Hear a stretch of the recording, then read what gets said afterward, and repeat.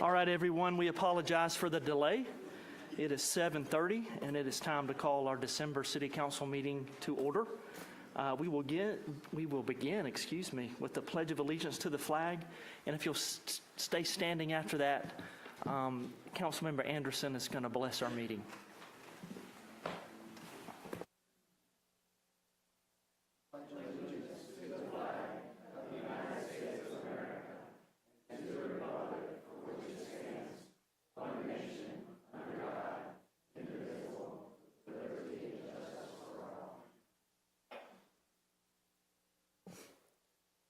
Lord, as we come together tonight in this season of your Son's birth, we ask that all of us remember that reason and the reason for this season, which is for forgiveness and joy. And for that, we ask that you look over the decisions we make this evening. May we make them in the best interests of all of our community. And with that, we say amen.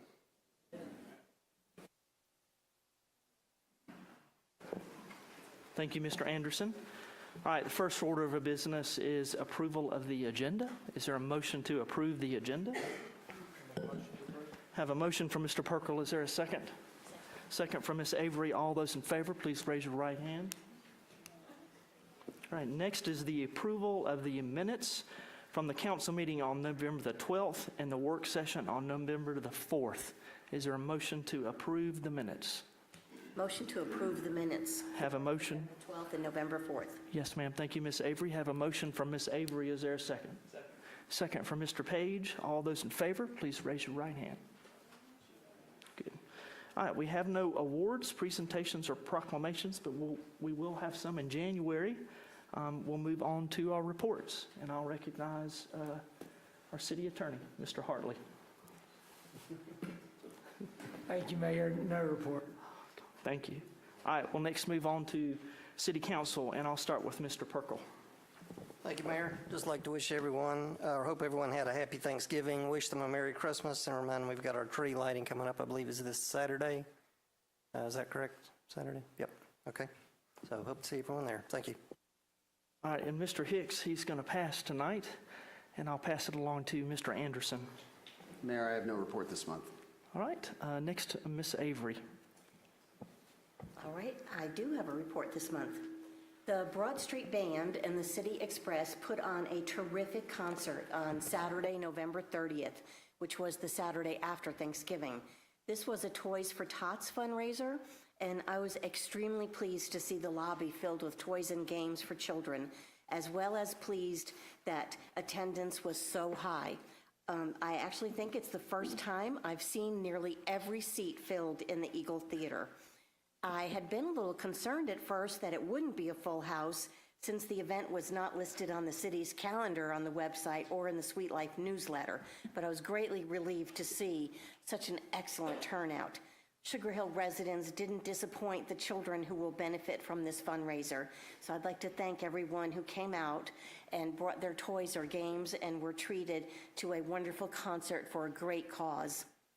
Sugar Hill had their employee recognition breakfast last week that I attended for employees who have completed 5, 10, 15, or 30 years to the city. It's really great that the city recognizes the staff who retain their positions here with the city, especially when it's very common to change jobs frequently.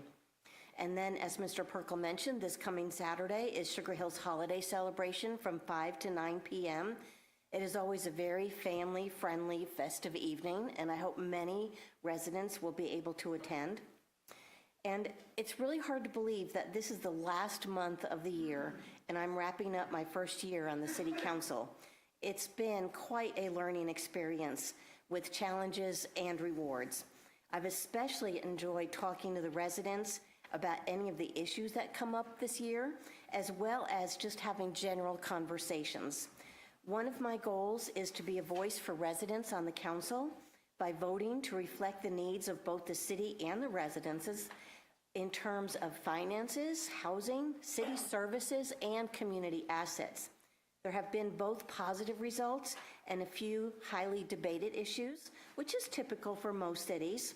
And as I look toward a new year, one of my favorite Christmas songs comes to mind, My Grown-Up Christmas List. I could compare that song to my wishes in my role as a council member, as I hope for our council to work together throughout the new year, cooperatively and cohesively to achieve the best results for the city and the community. So happy holidays, Merry Christmas, and a Happy New Year to everyone. That's the end of my report. Thank you, Ms. Avery. Mr. Page, you're up next. Thank you, Mayor. I was going to say I had no report, but Miss Avery mentioned her favorite Christmas song. My favorite Christmas song is Hard Candy Christmas, so right there in the same thing. No, just want to wish everyone a Merry Christmas. Thank you for being here. We have a full house here to round out December, and I will go ahead and end my report. Thank you. Thank you, Mr. Page, and I'll go next. Just a couple mark your calendar items. Many of you are familiar with Reefs Across America. We have 2 ceremonies this weekend. We have one at Island Ford Church on Friday at 5 p.m. The Daughters of the American Revolution, they work on that and been a partner with us for a number of years. And then Saturday morning, we have our traditional Reefs Across America ceremony at the Veterans Memorial and in the cemetery here in the downtown area. And that starts at 11 a.m. And encourage you to make one of them. It's a really beautiful experience. We have lots of people that come out to lay wreaths on the fallen's graves. And so just an open invitation to anybody that I would like to come to that. Next, I'll move on to the city clerk for her report. Thank you, Mayor. No real report this evening other than to remind everyone City Hall and the city offices will be closed Tuesday, Christmas Eve, the 24th, and Christmas Day, Wednesday, the 25th, and also Wednesday, January 1st. And that's all I had to remind. Thank you, Ms. Whittington. Mr. Radford, you're up next for the city manager's report. Thank you, Mayor. I submit our December month in review for every year's consideration. It'll be on our website as well. But what I'd like to do is ask Avery Simmons to come up since she can go over some of the details for Saturday's the holiday festival, and then other events that are going on downtown. As you noticed tonight, there was very limited parking because of an event in the theater. But I'll remind everybody we do have parking in the Solis parking deck. So, Avery? Mr. Radford, can you hold for just a minute? If you're looking for a seat, let me know. Are y'all looking for seats? If you have a seat open next to you, could you raise your hand? Thank you. Don't have. We've got a long meeting. Want to make sure everybody's comfortable. Ms. Simmons? Good evening, Mayor and Council. I'll make this brief. This Saturday, we do have the holiday celebration. It will be hosted from 5 p.m. to 9 p.m. in the area behind City Hall, as well as the landing. Free pictures with Santa, free hot chocolate, the holiday market by the Sugar Hill Area Women's Club. Youth Council, I believe, is doing letters to Santa. And yeah, so that will be that. We do have a Nutcracker tonight, tomorrow night, Wednesday night. Joe Gransden's performance on Thursday, another Nutcracker Saturday and Sunday. Then the Children's Theater will perform Annie for 2 days, and then another Nutcracker for 3 days following that, and then our Winter Break Bash. Questions? Thank you. One sad piece of news is, as you can see, Artegas is not here again tonight. He extends his apologies for being here, but he also extends his thanks for all the emails and texts. He lost his mother this weekend, and so it was a sad thing. But we've asked and suggested that he stay with his family, to take care of the business that's ahead of them. It's never an easy thing to navigate, but I asked each one to extend your thoughts and prayers to Artegas as he goes through this tough period. Artegas, for those of you who don't know, is our planning director. So with that, I will conclude my report and turn it over to Troy for his update. Very brief update. I will call your attention to the last portion of the management report at the back of the room. There are some construction projects that we highlight. I'll mentioned, two of them are stormwater related. One was at the 4605 Creek Bluff property. We are concluding that project. Dickerson Group completed the replacement of a pipe in the back of that property. And then we also did some repairs to the stream bank at Gary Perkle Park. There are some landscaping installations that are still required to complete that project. And then I will go ahead and conclude my comments with a quick reference on the screen to what I believe to be, will be a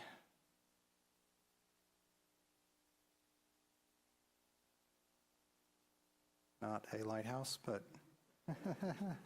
a QR code that you're welcome to click here. There is a monthly report that's completed that highlights some of the public construction projects in the area. So this will give you an update on what was completed in November.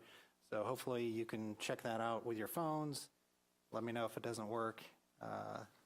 This is my first attempt at creating a QR code. So hopefully it's correct. If not, we'll update the projects next month using some old school methods. All right, thank you, Mr. Radford. Thank you, Mr. Basesh. Next is the Youth Council for their report.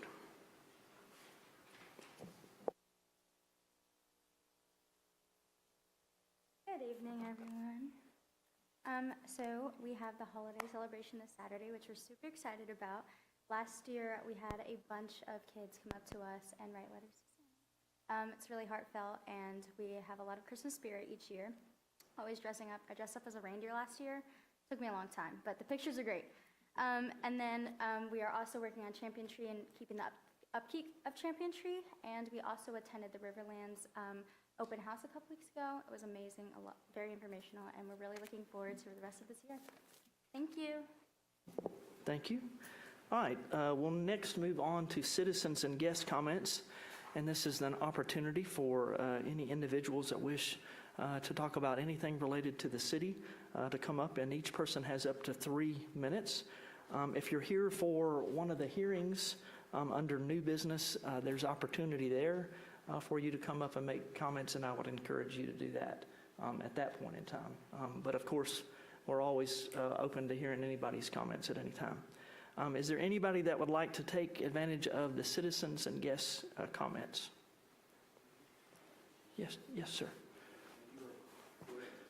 Mr. Jean, I'll let y'all fight over that. He's younger and better looking. I think he's stronger too. Yeah. Please, if you could, just give your name and address for the record. Oh, boy. Hey, Mayor, how you doing? Hey, good, sir. My name is Ken Wainwright, and it is a pleasure and an honor to be here.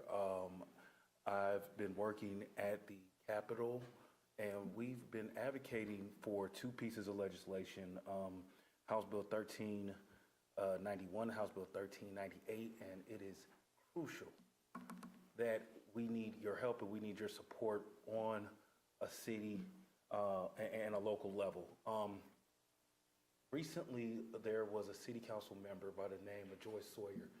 His daughter passed away, unfortunately, because there wasn't enough provisions for some of the new app work that's been going on in the city and the state that has been permitted through each city and each county. And unfortunately, she was murdered. And this is something that I warned them about, I've warned the city about, and it fell on deaf ears. Now, I want to make this in particular that how important this is, because this was Gwinnett County. This was one of our own.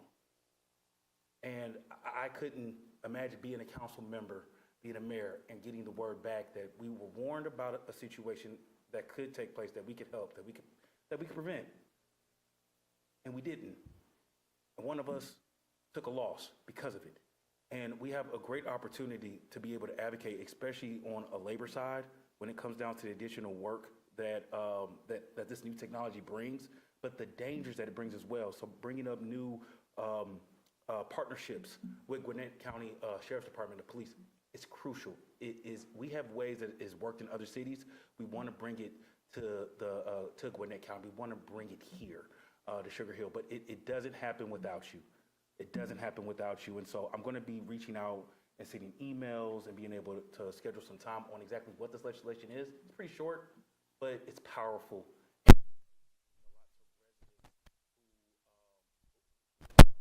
Technology, labor, protecting the lives of those in this city who are using those pieces of technology, so you know your son and your daughter is going to come back home safely when they're done using these apps.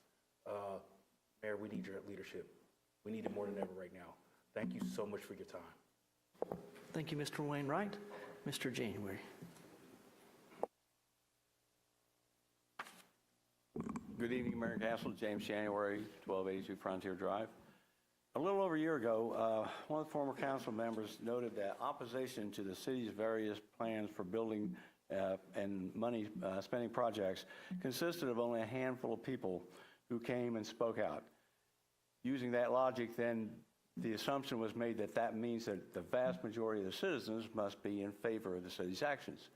So fast forward to a recent Facebook post encouraging people to contact council members Avery and Perkle to support the $50,000 budget item for the Champion Tree Downtown Park.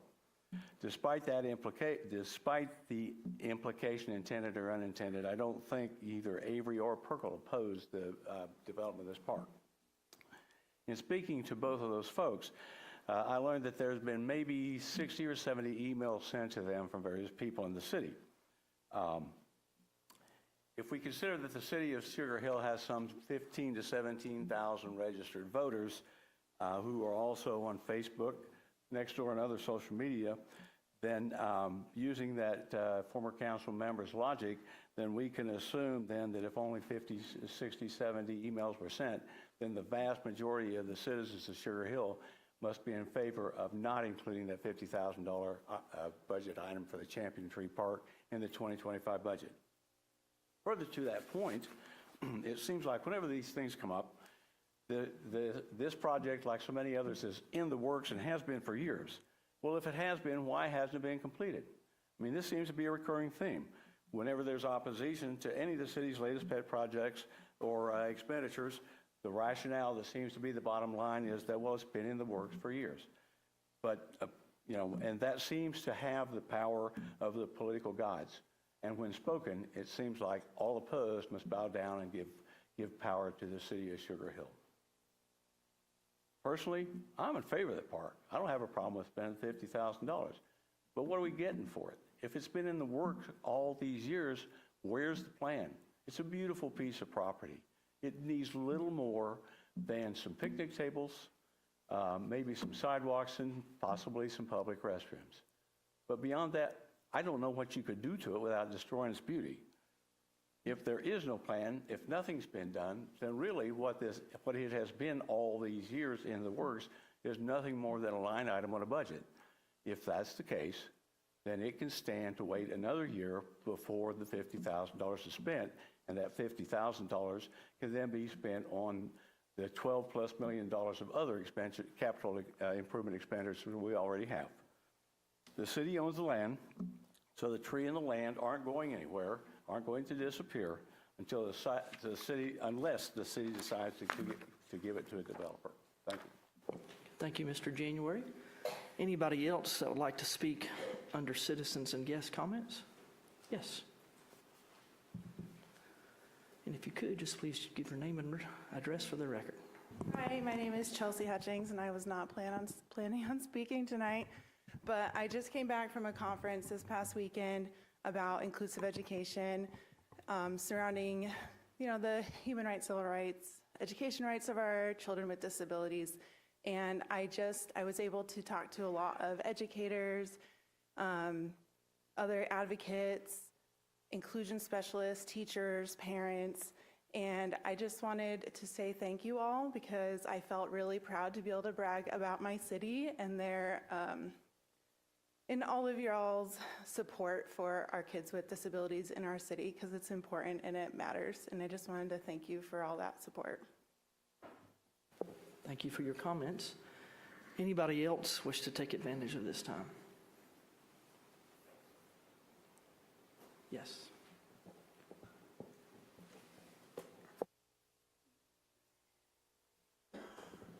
evening, Mayor and Council, again.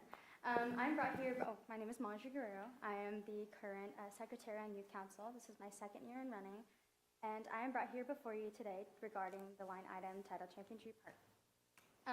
Champion Tree Park has become the Youth Council's passion project. We brought actually 3 new items this past March, May. We brought a little library and a Lovelock heart structure, which we partnered with Public Works on. It is a metal heart structure that allows citizens and residents to come into City Hall and grab a lock, put their names or a little message on it, and put it on the structure. The structure is not just something that looks and adds aesthetics to the park, but it represents something bigger. It represents the mental health within the youth, and one of our past members actually brought it up, and it's called the You Matter movement, signifying that, students and the youth of America, not just in Sugar Hill, they matter, and their mental health needs to be addressed, and it's kind of like a symbol of that.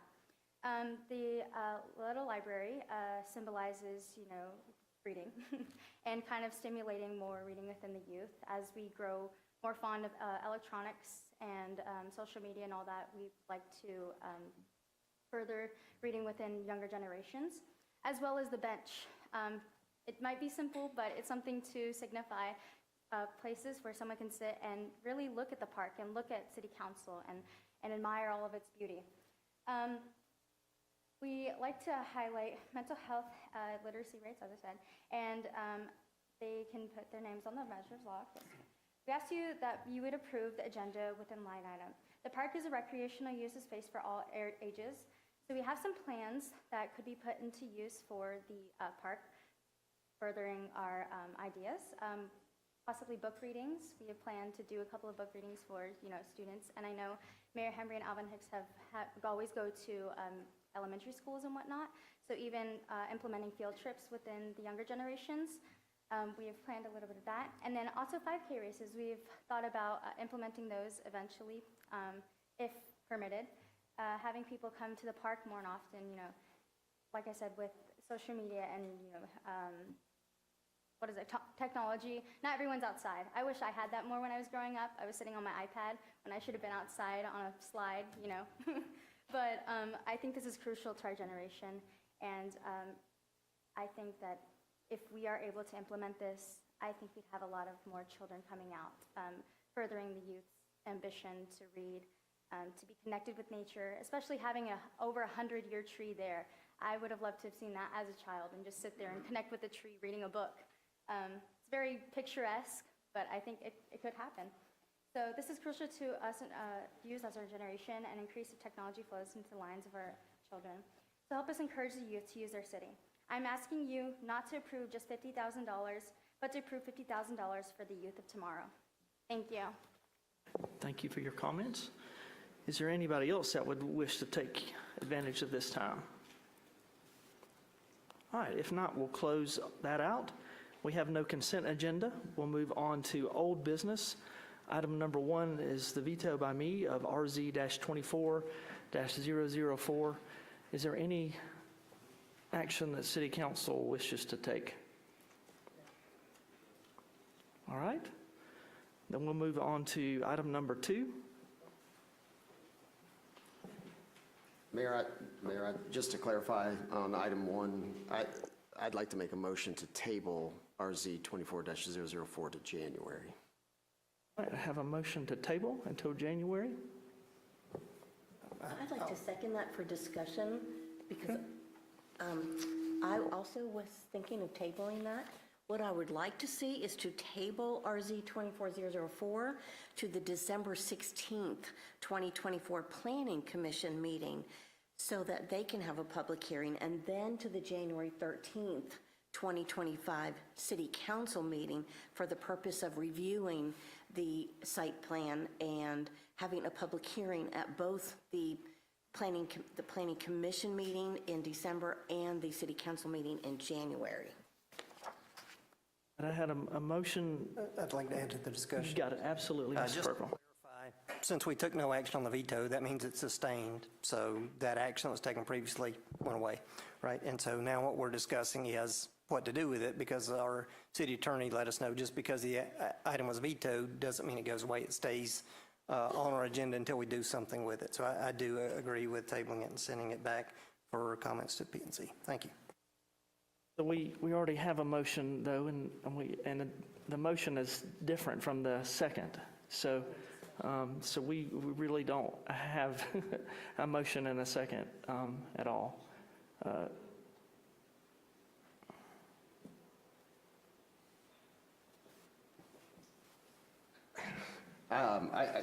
We'll just make my motion to table RZ 24-004. I believe we've already had the public hearings on that zoning. Is that correct? Yeah.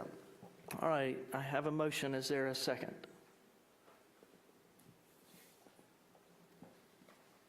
All right, motion fails for lack of second. Got it. All right. Have a second. Sorry, I should be looking at your hand instead of your voice. All right, I have a motion and a second to table until January. All those in favor of is there any further discussion? Yes, Mr. Page. Just to confirm, we're just tabling with Ms. Avery's motion is essentially correct? Right, your suggestion. Okay. Thank you. We have a proper motion and a second to table until January. All right, any further discussion on that motion? I'll just add a comment, Mayor, to go along with what Meg said and what Taylor said. There is no requirement for another public hearing, but I think there was a submitted site plan change, so I would also be in favor of having that go back for public comments at the P&Z board, but that's just my comment for now. Thank you. All right, well, let's take a vote on the original motion and second. All those in favor, raise your right hand.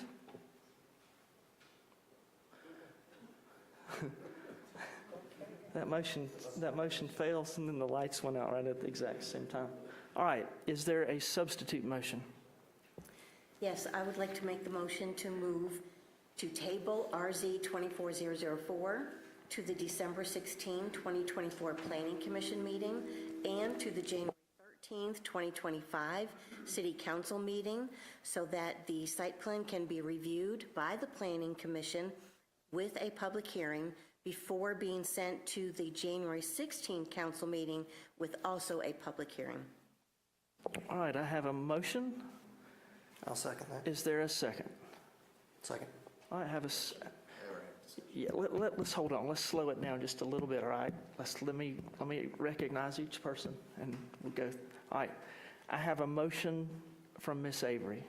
Is there a second? Second. Second from Mr. Perkle. Any discussion before I call the vote? Mr. Anderson. I'd just like clarification from the city manager. Since it's being sent, since the proposal is to send it back to Planning Commission, we are not going to meet advertising deadlines. I don't know that that matters in this case, but I am curious if that, since the Planning Commission meeting is next week, what that means from a state law standpoint regarding zoning. I just don't know, since we've never done that before. And the city attorney may need, that was going to be my question as well, whether we remanding it back to the Planning Commission for a second hearing. I would assume the planning standards and zoning laws would require new advertising. Is that correct, your attorney? You have held your public hearing. The Zoning Procedures Act only requires you to hold one public hearing. So no additional public hearing is required by state law. However, that doesn't prohibit you from having them. Because you've met your requirements, no additional advertising is required, no additional public hearings are required, but if you want to have them, you can have them without having advertising. So if the council decides or chooses that it wants it to go back to the Planning Commission and then come back for the City Council, you can do that without advertising because technically you've already had the one required public hearing that was properly advertised in accordance with the zoning procedures law. All right, any other questions or discussion? All right, all those in favor of the motion, please raise your right hand.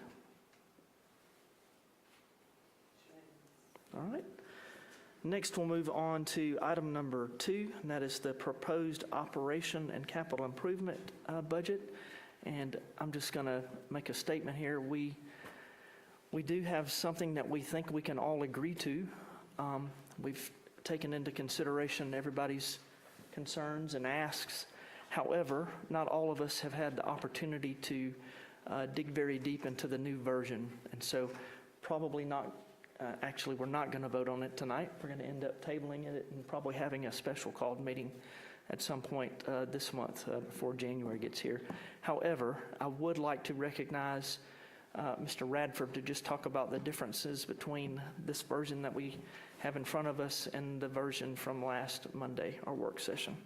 Mr. Radford. Thank you, Mayor. Thank you, Council. Since last week, I guess that was when we had the last meeting, our staff has been working throughout the week, making changes to the budget based upon various council input. And we arrived at, I guess, the final version of this around 7 o'clock tonight. But let me just give you the highlights of what we've changed. There was concern about a 2.197755 million item of a property sale in the general fund. So we have worked over the past week to make internal adjustments to the budget, making changes in revenue forecast without being irresponsible in doing that. We want to make sure that we end the year in a good place for the city. So we got it all the way down to zero. There is no budget item for property sale in the proposed FY 2025 budget. There was a concern about the capital improvement plan of parking that's in our CIP. That has been eliminated. If you ever have a project, we will bring it back before you for your consideration. That was $5.8 million. We have, I'll ask Troy to go over the capital improvement budget in a minute. We've also eliminated the transfer from the general fund to the capital improvement budget, which was a figure of $225,000. And then the other changes to accommodate that, the elimination of the land sale has been done line item by line item by line item in the budget over the last week to 10 days. And we'll have a balanced budget without the land sale. And we can tell you soon where the savings and the cuts were made. I'm going to ask our finance director, Cindy, to go over those changes. And then when she's completed, I'll ask Troy to go over the capital improvement budget based upon other input that y'all provided on that. So Cindy? Good evening, Mayor and Council. As Mr. Radford stated, we've worked really hard and we've cut pretty deep. This is going to be a tight, tough budget next year. Transfers to the CIP, as he mentioned, were eliminated, as well as to other areas, Riverland Authority and the East Center build-out construction. We had a couple projects that were going to be done there. Other areas that were zeroed out of the general fund budget included all vehicles, all equipment, all capital items. We have taken those out of general fund, various departments, and put them in the CIP budget, capital improvements to be paid for via SPLOST. You will see a reflection of that. The SPLOST budget is going to be increased this year from what you saw last week to take care of that. Other areas that were discussed, you had questions about consultants, training, travel. We have cut those where we could.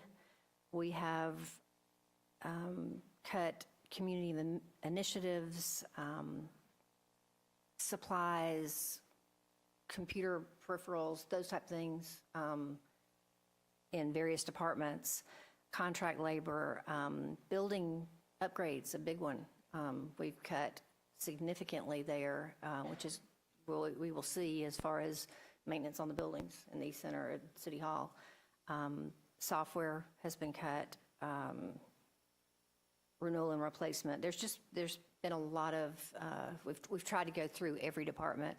We have also eliminated, for the time being anyway, any vacant positions that are in the budget currently. So if we have somebody that has a vacant position that was approved, that position has been eliminated in general fund, as well as all of the fringe that goes with that.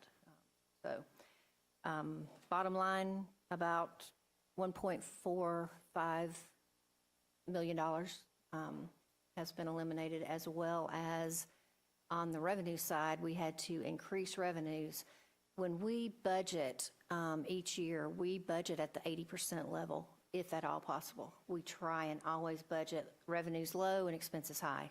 That way, if funds don't come in or if something happens, we can take care of the budget and we can manage the budget if a revenue stream doesn't come in.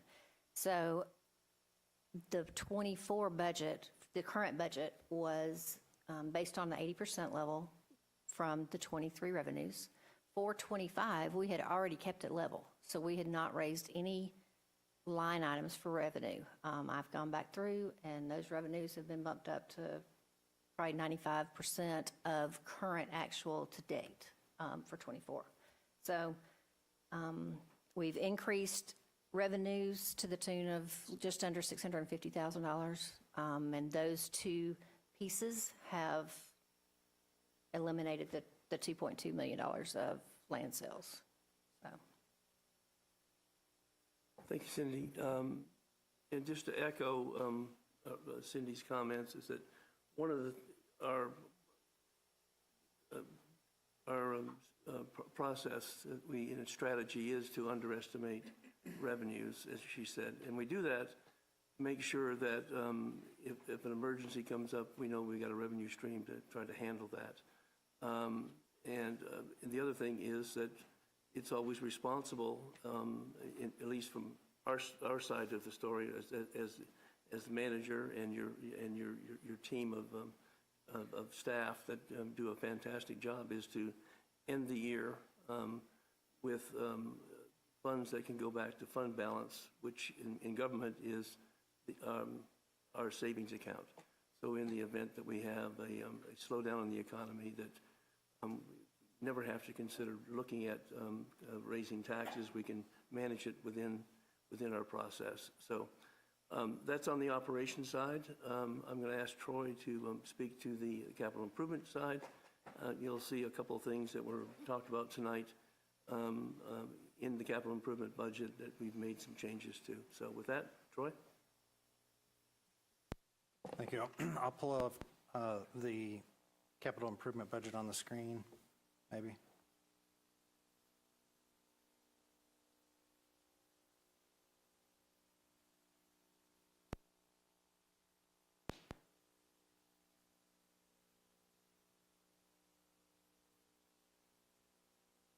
As we went through the changes from last week, the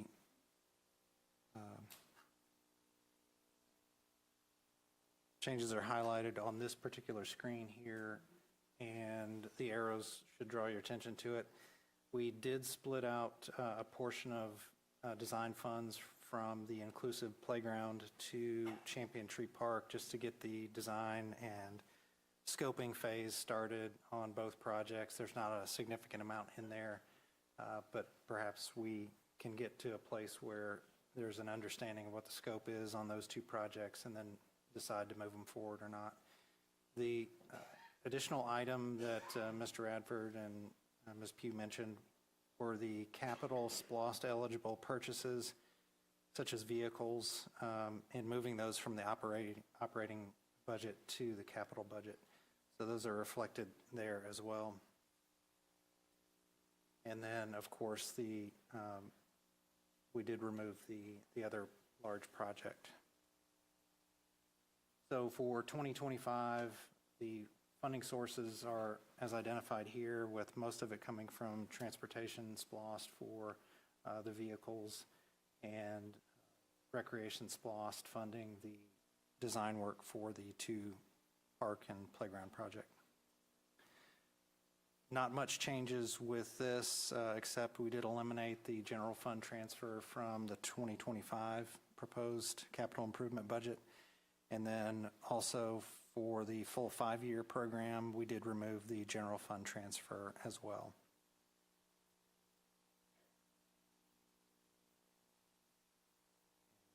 That is the extent of the changes.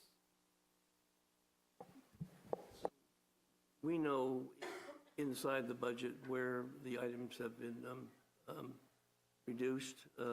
We will work on that this week to give you a detailed line item by line item, object line that roll up into the department level, which is where you'll consider your action at the department level. But like we normally do, we'll give you the detail behind that. But again, I want to extend my thanks to Cindy and Troy for their efforts in trying to accommodate your valued input, and we hope we will have a budget that you can feel proud of when you take the action on the special called meeting. So with that, Mayor, that concludes my report. Thank you, Mr. Radford. Excuse me, any questions of staff about what's been presented? All right, no questions. Okay, we'll move on then to, excuse me, I guess we need to have a motion to table. I'll make a motion to table the budget, Mayor. All right, have a motion to table from Mr. Perkle. Is there a second? Second from Mr. Page. Any discussion before I call the vote? All right, all those in favor of tabling, please raise your right hand. All right, thank you. Sorry, I got a little ahead of myself there. Next, we'll move on to item number 3. That is the IBC Code Amendment adoption. Logan. Thank you, sir.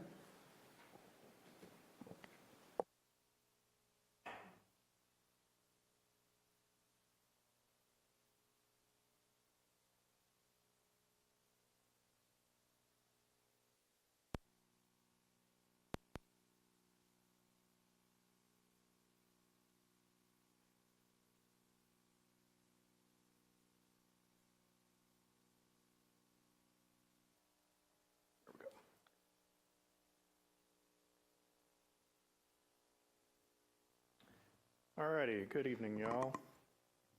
This is the code amendment, proposed code amendment for the International Residential Code regarding some ambiguity in interpretation for Section 302.1 exterior walls.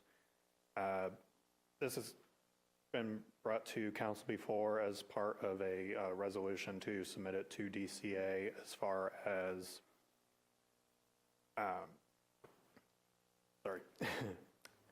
this amendment comes at the recommendation of our building inspectors to clarify some inconsistencies with interpretation of firewall projections in Section 302.1.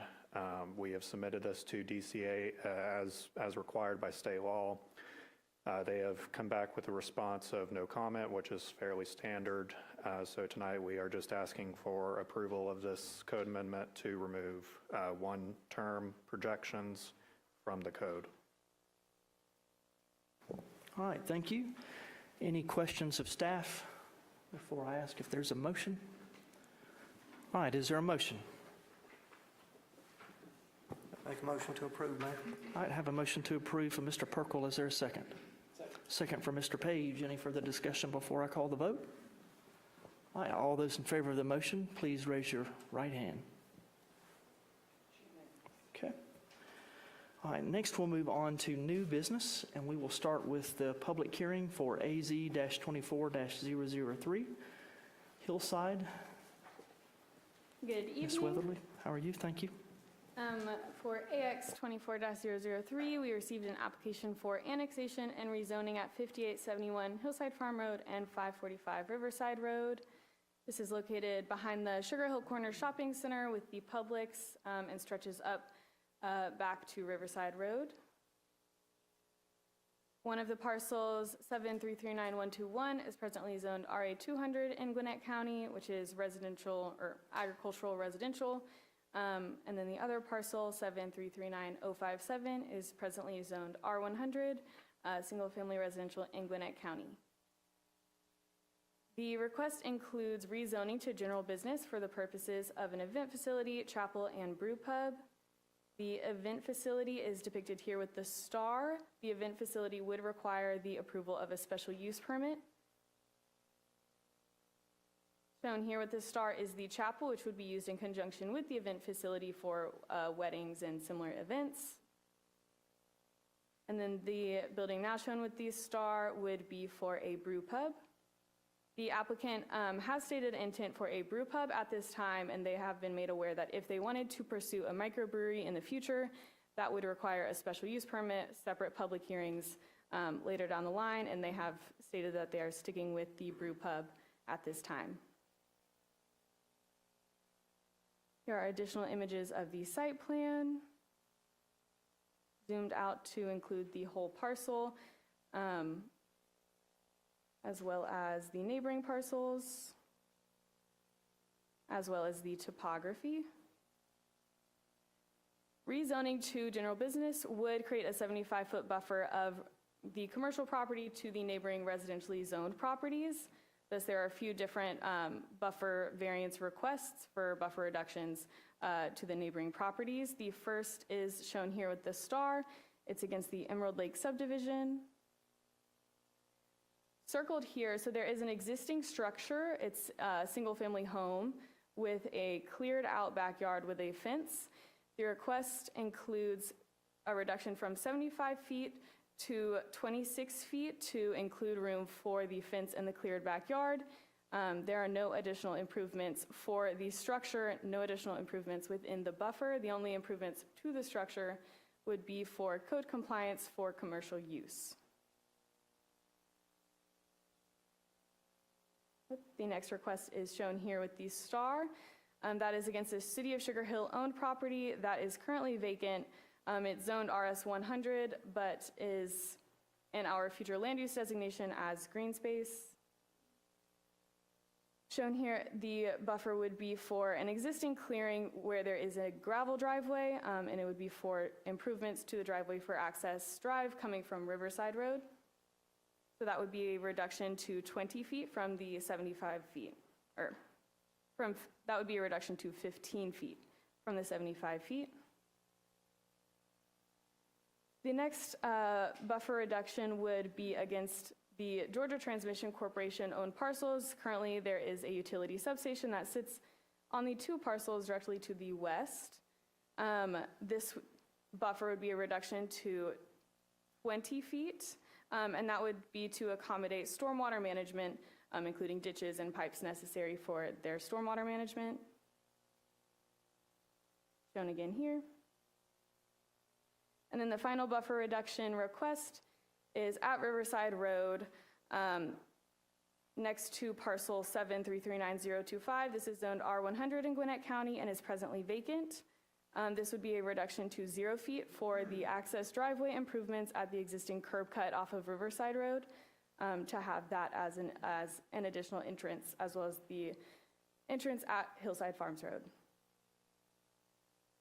So that is shown here in the circle. Additionally, the applicant has stated potential need for stormwater management within this area as well, a ditch or just for further stormwater need.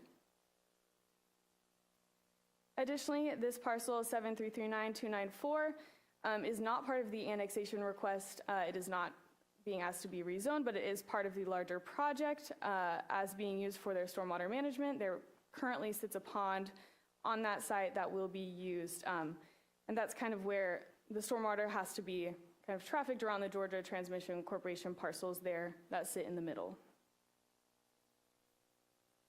Additionally, the applicant did submit a traffic study with their application, looking at the intersections shown on this image.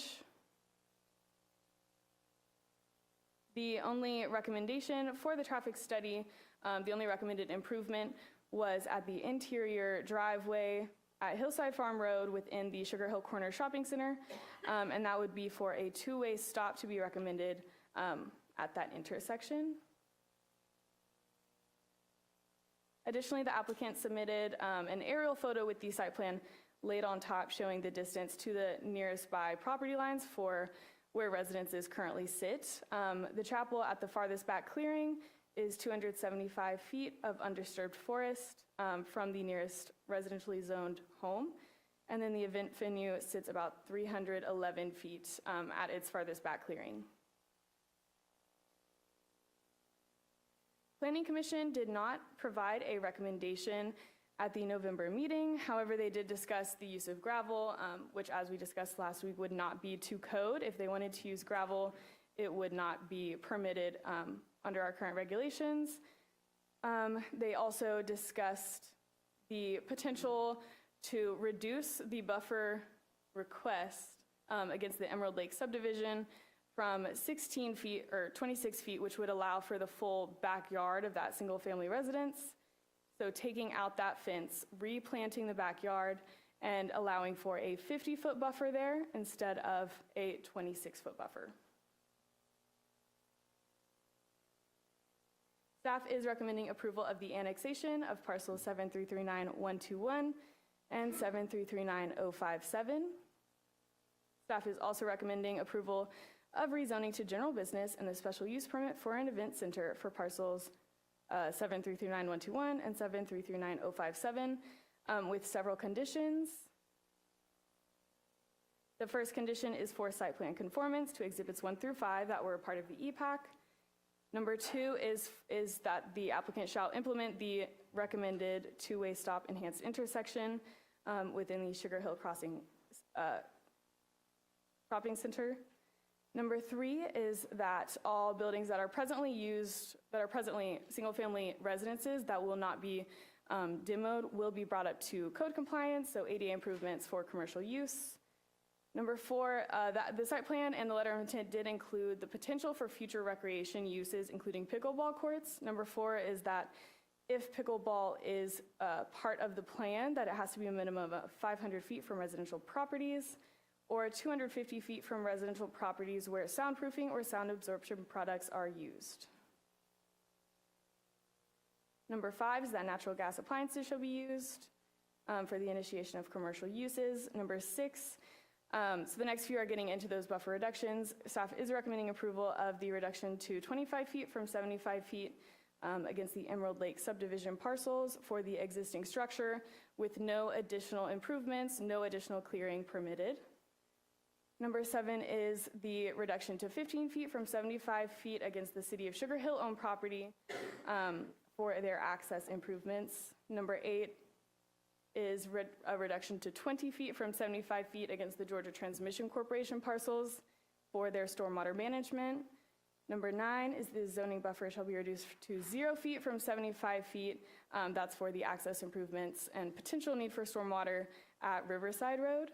And then number 10, we did add, we've discussed this with the applicant and they have stated that they were planning to privately maintain their streets, but just to write it into the conditions, we added number 10 that all streets shall be privately maintained. All right, thank you, Ms. Weatherly. Any questions of staff before I open up the public hearing? All right, okay, so we'll move on to the public comment portion of this item, and this is what we do.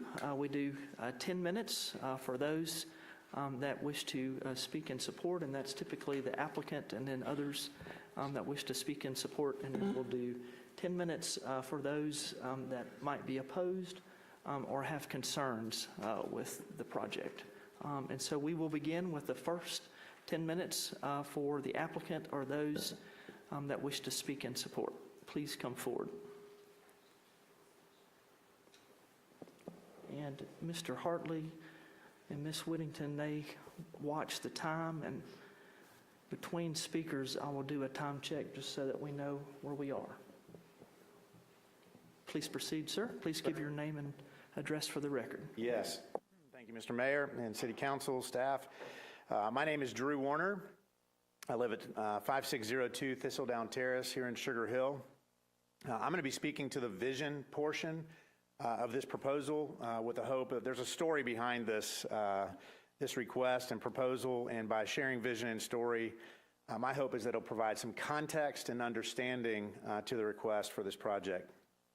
So my wife Laura and I have, and our family have lived in Sugar Hill for the last 20 years, and we love Sugar Hill. We love living here. The Hillside Vision that we're going to be talking about this evening really all started for us when we moved here. As we sought to put roots down and make Sugar Hill home, we had a strong conviction to get to know and to love, to serve, and to bless our neighbors, where we live in Lenox Park off of Whitehead Road and all of Sugar Hill. We became heavily invested in our neighborhood, got involved, started a welcome committee, hosting coffee socials, holiday gatherings, serving on our HOA board, just engaging in and trying to love, serve, and bless our neighbors. We got invested, started serving in the local public schools through mentoring, All Pro Dad, serving on the PTA, After School Good News Club, so on and so forth, and also just various community initiatives here in Sugar Hill. We've been engaged. We forewent an all expenses paid private school education at a school 30 minutes outside of our community so that we could educate our kids and invest ourselves in the public schools here in Sugar Hill. Over the years, we've met and built relationships with a lot of people here in Sugar Hill, in our neighborhood, all throughout this community, many in this room, even on the council. As we've gotten to know people, many have shared basically the same phrase around conversations of faith. They've said over and over, we've heard the same thing. It's not that I'm not interested in faith and that I'm not interested in God, I'm just not interested in church. And that caught my attention because even though I'm a pastor, I'd also been hurt deeply by bad church experiences, so that resonated with me. At the same time, about 15 years ago, we started a men's group in our neighborhood. We met around a bonfire each week, and we talked about faith, work, family, just guys connecting, getting to know each other, building relationships, and encouraging each other. While we were doing that, every now and then a new brewery would pop up here in Atlanta. And so just for a fun thing to do, we'd go out and visit a brewery. And while we were out, I began to be struck by how those brewery environments were so conducive to the ease of connection and meaningful conversation. So 10 years ago, almost to the day, as today, I attended a workshop, was asked the question, if you knew you couldn't fail, what would you do? And thinking about all these people who we've done church with and how comfortable the brewery environments were for connection and conversation, the first thought that popped into my mind was, I think I'd start a brewery and launch a church out of it. It was a crazy thought, didn't know where it came from, but it was kind of a collection of everything that I just shared. It wasn't really anything I was looking to do, but I did feel a sense of responsibility and calling to not ignore that idea. So I drafted a plan, I shared it with the city manager, Paul Radford, 10 years ago, and Scott Andrews, who used to work here with the city. They were enthusiastic about the idea, suggested we consider even downtown Sugar Hill for the idea. The timing wasn't right then, but Scott had introduced me to Wayne Baxter, who later founded Monkey Wrench Brewing. A lot of stuff happened in between, but in April of 2021, we started a church, launched Good News Church, out of Monkey Wrench Brewing. So that idea 10 years ago actually kind of came to fruition. Our church now meets at Elixir Brewing in downtown Beaufort, and this symbiotic relationship between church and brewery is really quite unique and amazing. The church gets a great space to meet where people feel comfortable, and the brewery's business prospers because we're bringing lots of new folks and customers into their space. The vision for Hillside is to essentially do the same thing. The for-profit event space and the nonprofit ministry will have a clear dividing wall between them for legal and tax purposes, but they will be strategically aligned and moving in the same direction with the ultimate goal to love, serve, and bless our community. In one sense, the Hillside Vision provides a space for us, my wife and I, and many, many other people around us, many people in this room who care about this community, to serve, to do what we've been doing these last 20 years. That started out of our home, moved into the community, into the schools, moved into a brewery, and now has the opportunity to move into a publicly accessible space with greater potential to bless, serve, and impact an entire community in extremely positive ways. Our vision has always been to create a space where people can connect through an event venue, a wedding chapel, and a coffee house brew pub. This Hillside project is about fostering real connection in a community where people seek meaningful relationships. We want to shift the focus from merely drawing large crowds to building genuine connections. For us, success is not about the size of the crowd, but the depth of the relationships formed. There's a lot of momentum in Sugar Hill government, schools, businesses, churches, all working together in the direction of investing in our youth, the next generation, our public schools, and community at large.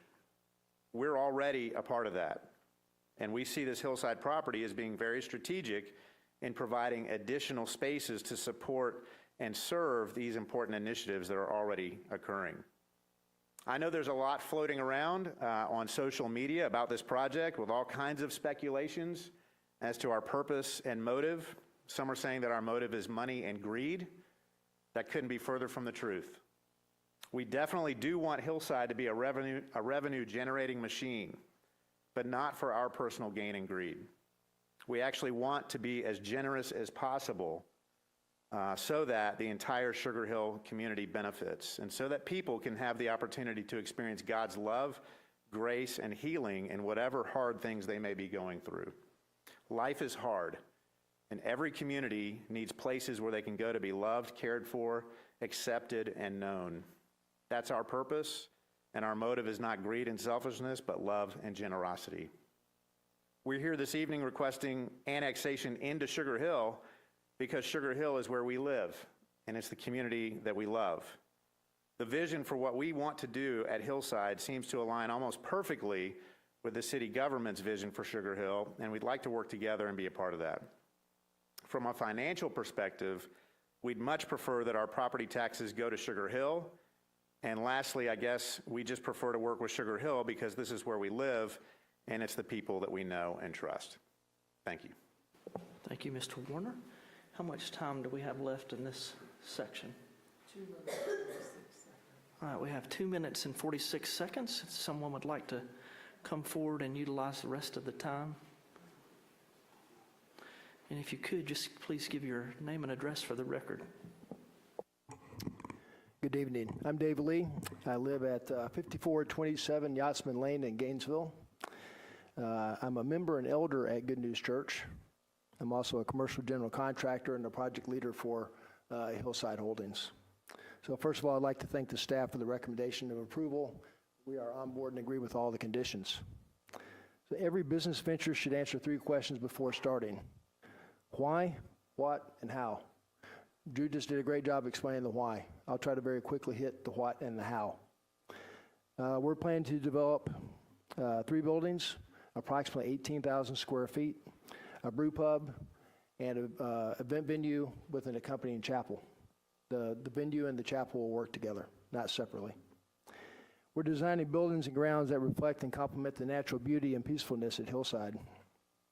In phase 2, we plan to build some pickleball courts, a prayer garden with walking trails, and use some existing homes for local ministries and charities. We're planning on 2 entrances, one for the brew pub that's off the highway through the shopping center, and add one off of Riverside Road for the venue. Now, this should reduce the traffic flow by having 2 entrances. So how do we plan to do this? We'll only annex and rezone 2 of those 3 parcels, as the staff explained. The 5 acres on Swanee Dam will not be annexed to rezone. We don't have any current plans to develop or use that right now. Our for-profit company, Hillside Holdings, will own the land and operate the for-profit business. It is true that Good News Church is very involved in the project, and the people from the church will be critical to the development and operation of the businesses. But as for the church itself, it will simply make use of the buildings, and hopefully the same for some ministries and charities later on. I mentioned a beautiful and peaceful atmosphere, a park-like environment. That's the reason we made some of the changes from what we originally submitted to the city a few months ago. We've concentrated 3 buildings on the top of the hill to allow us to significantly minimize the number of specimen trees that will be removed. It basically lessens the land disturbed and the amount of grading. When people come to Hillside, that come to a wedding, we want them to drive up that hill from Riverside and feel like they're in the North Georgia mountains, not in North Atlanta suburbs. I'd like to address some of the other questions and concerns that have come up. We reached out to the neighbors to explain our position and our plan and what we wanted to do. They didn't want to meet, so I wanted to address some of those things tonight that have also come up from the Planning Commission and some of you in the work session. Sir, we need to do a real quick time check. You had just a little under 3 minutes, and so that's the time that we allow on each category, and I apologize. But Frank, how many, do we have any time left in this? 10 seconds. All right. You're welcome to finish out the 10 seconds, and then we need to move on to the other time section. Got it. We got 4 options. One is do nothing, not a good option. It's going to be, the property is going to be sold and developed. Number 2 is it stays in Gwinnett, sold to a developer who's going to clear cut it and put as many homes or townhomes as he can possibly fit. The land stays in Gwinnett, we build our vision. Or number 4, we get the annexation, the rezone, and we build our vision. All right, thank you, sir. Appreciate your time. All right, next we'll move on to the opposed side, and that side again has up to 10 minutes. I would just encourage each and every one of you to be aware of the time and the fact that you might have others that are willing that would like to speak. And if you could, just give your name and address for the record. Austin Murphy, 554 Emerald Lake Lane. I'm a 30-year tax-paying resident of the city of Sugar Hill, and I'm asking the city council to deny the rezoning request submitted by Good News Church and Hillside Holdings to build the chapel, event center, brewery adjacent to Emerald Lake subdivision and directly behind the Publix grocery shopping store on Highway 20. First, I'd like to address the traffic study that was submitted. Traffic study was conducted on Wednesday, September 4th and Friday, September 6th of 2024. The report prepared by Foresight Group states the rezoning would have little or no impact on traffic patterns. The Foresight Group results should be deemed misleading because the study was performed during a holiday week. That Monday was Labor Day. A traffic study should not be conducted during a holiday period due to holiday-related vacations. Especially in this area, holiday periods usually see significant lower traffic patterns than normal, which do not accurately represent typical traffic patterns, and they skew the study results. A more appropriate and accurate traffic study should have been conducted during a regular work week when traffic patterns are more consistent. Emerald Lake residents already have existing traffic challenges when either going east or west on Highway 20. We experience unsafe exits from the neighborhood as it is now. Adding an additional several hundred cars to the area, either daily, weekend, whatever, because this proposal, they're asking to operate from 8 a.m. to 11 p.m., 7 days a week. Every day, there are frequent violations of the no U-turn sign on Highway 20 directly in front of the Emerald Lake entrance exit. There has been at least 1 death there, multiple accidents. The other day, I was almost hit by a vehicle because they're now trying to avoid the no U-turn sign because Gwinnett County PD sometimes hands out violations there. This person came into the front of our neighborhood to negotiate the U-turn. I was trying to exit to go east on 20, and they almost hit me because they didn't yield to me, even though I had the right of way. We see this constantly. I have petitioned Georgia State DOT to put in some traffic control bollards there to prevent people from turning. And the response I got from Georgia DOT was, accident and fatality statistics do not support Georgia DOT to consider my request. The additional traffic will increase our safety risks and worsen existing dangers for residents attempting to enter and leave our neighborhood. Weddings on weekends, other events throughout the week, music, noise, traffic until 11 o'clock, after 11 o'clock nightly, increased potential for intoxicated drivers leaving that area. Simultaneous events, I know the report claims that the chapel and the event center will not be used simultaneously. There's no guarantee for that. Good News Church and Hillside Holdings application is severely lacking in any details other than a site plan. And I'm sorry, but just because one is a fan of craft beer doesn't mean that they know how to build and safely operate a brewery. I'm a retired analytical chemist of 42 years. I'm fully aware of the risks of operating something like that, explosions, stuff like that. Residents' concerns consider noise pollution, DJs, live bands, for event center will generate significant noise. The venue is actually elevated, positioned over Emerald Lake, and the houses that are adjacent to this property will actually amplify the sound impact on Emerald Lake homes and that are adjacent to the property. Sound waves will spread out from their source in all directions. In addition, the special use permit, it's going to allow unrestricted and unfettered operations affecting Emerald Lake residents. So I'm asking that you deny this because it's just, I know some here that are speaking, they're not even Sugar Hill City residents, and some people are Sugar Hill City residents, but they're not Sugar Hill City taxpayers. And I expect my city council, for your first responsibility, to be to us Sugar Hill City taxpayers. Thank you, ma'am. Thank you. Mr. Hartley, how much time? We have 5 minutes and 35 seconds left. Mayor, City Council people, I am Trey Early. I live at 5900 River Rush Court in the subdivision of River Rush. I submitted a note, email to each one of you approximately a couple of weeks ago, explaining that I requested a study of the traffic on Riverside Road over a year ago. The police came out and they conducted a week-long study. What they found was a 35-mile-an-hour posted speed limit, average speed of 55 miles an hour, right, between Sycamore and Swanee Dam, and speeds up to 70 miles an hour. I requested a stop sign at the entrance of my subdivision on Riverside Road. We have a stop sign exiting our subdivision. It would be nice to have one going either direction. Still have no current update on that, and that was a year ago.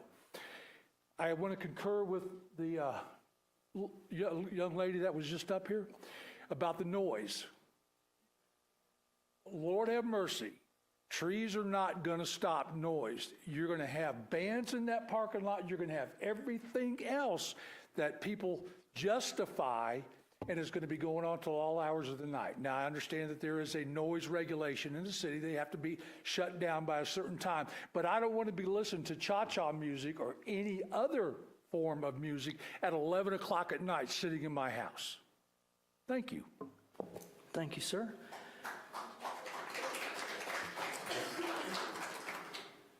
How much time do I have? I don't know. I haven't had the opportunity to ask.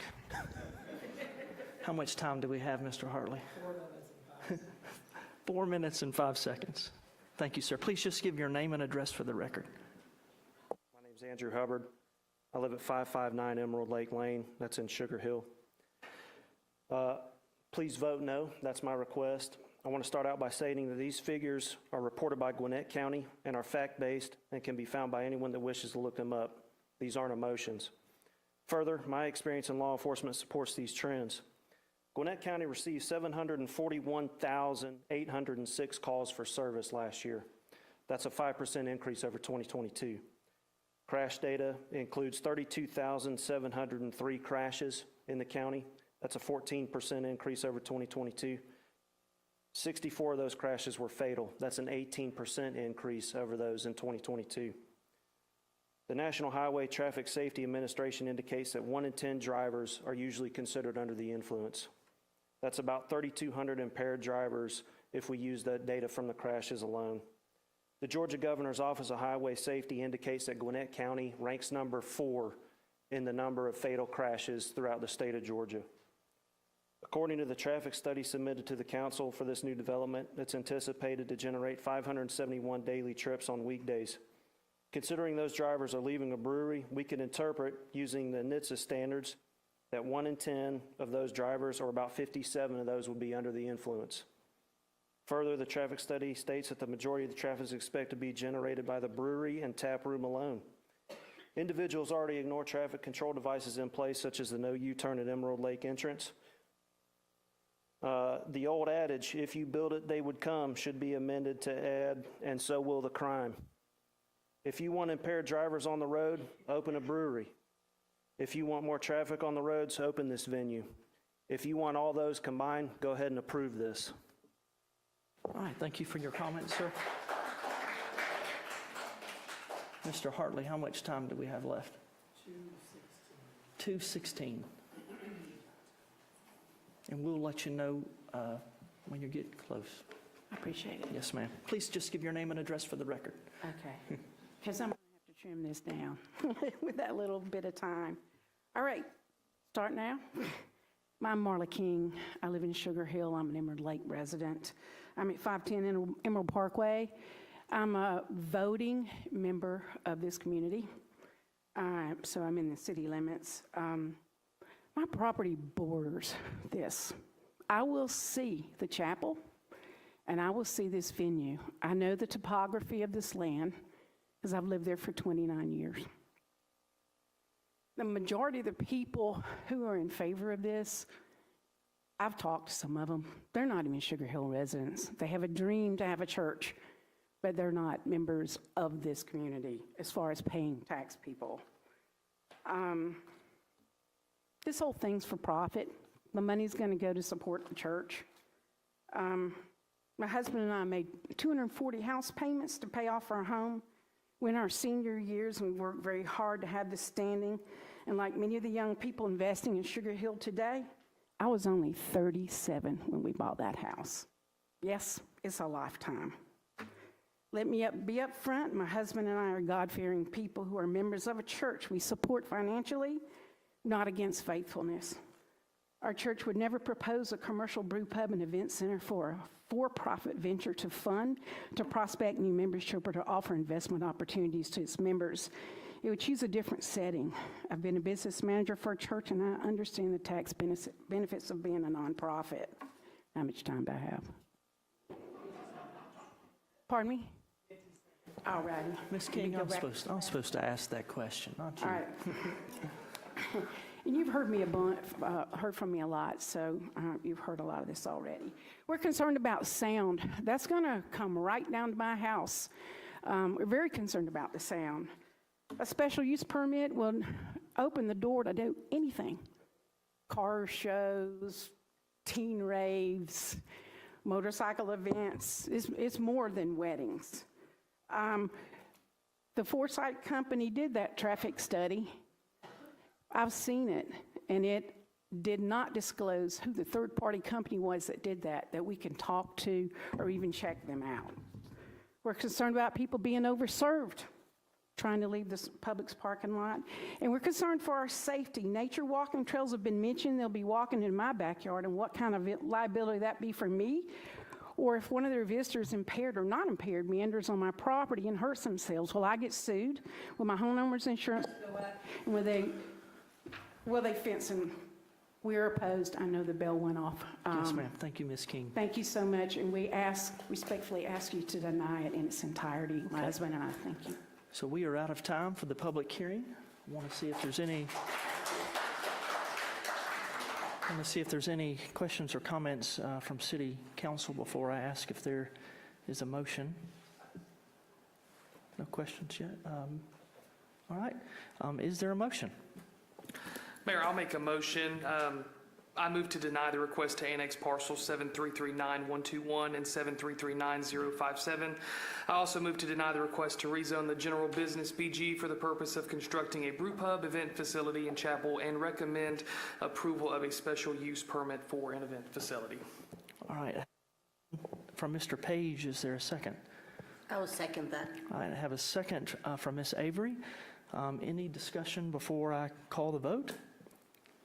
All right, all those in favor of the motion, please raise your right hand.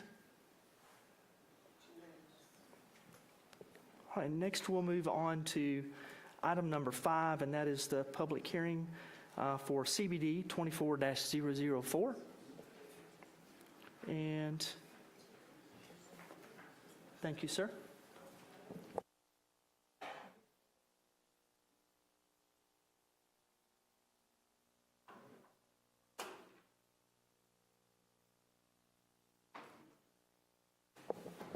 And we are going to wait a few seconds here to let everybody clear out.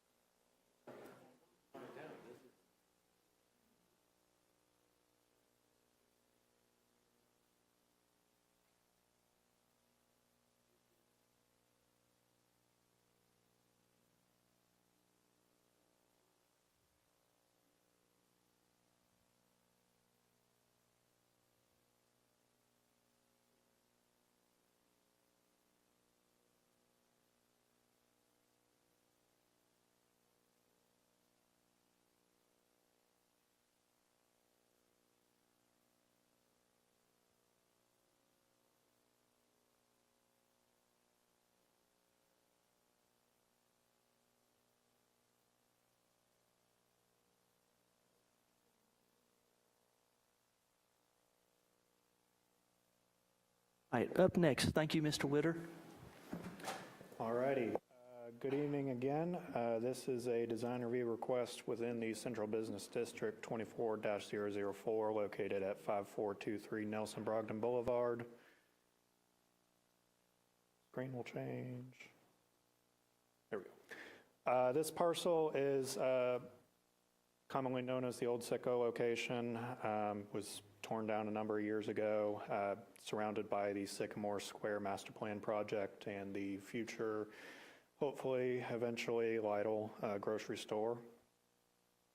The property is currently zoned BG within the Central Business District.